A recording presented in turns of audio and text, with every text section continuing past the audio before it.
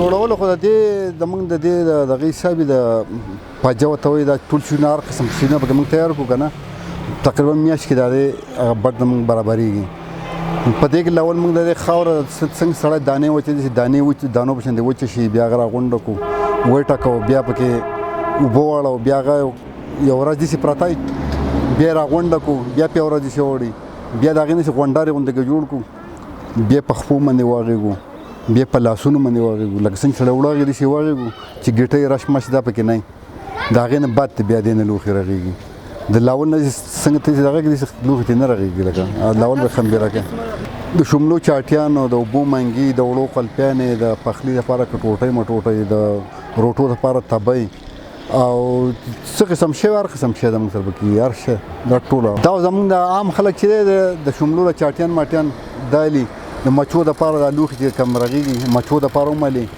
مچو جالې غونته کوي او د دې خاروګانو توتیانو دپاره او جګ ګلاسونه پکې هم داخله کړي ګلاسونه مالي کنډولي پکې مالي پلیټونه مالي کټوټۍ مالي انډۍ دپاره پکې مالي هغه زموږ د نیکونو د وختو دی لکه د اوس نه دی په هغه وخت کې نور څه نه و دغه لرګي او د خاورو لوښو د هغه وخت نه دا کاروبار چلېږي. زما نوم رفیع الله دی زما خواجه خیلې سره تعلق دی سره چې تاسو ته پته را نن سبا د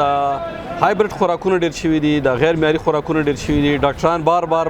خپل مریضانو ته دا وینا کوي چې تاسو په خپل خوراک کې بدلون راولئ خو د هغې سره سره زموږ چې څوک کم د حفظان صحت د اصولو سره تړلې خبرې دي نو په هغې کې هغه ډاکټران هم او مشران هم اوس دا وایي چې یاره تاسو هغه زاړه د لرګو لوښي چې یا د خاورو لوښي چې به د دې خاورو د دې لوښي کې د پخلي فایده به دا وه چې په خوراک کې به کم هغه غوړوالی به کم چې د صحت دپاره یا خاص کر د زړه د مرضونو دپاره خطرناک په هغه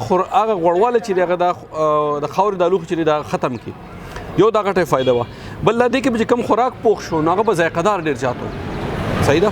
نو اوس خو ډاکټران هم وایي او موږ چې کوم مشران دي هغه هم په کور کې دا زاړه لوښي ساتلي دي د خاورو په لوښي کې اوبه هم څکي څنګه چې تاسو پته د خاورو په لوښي کې چې اوبه پرتي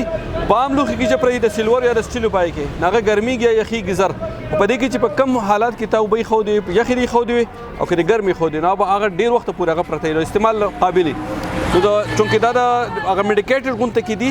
نو خلک اوس دې د وجې دې طرف ته واپس رالل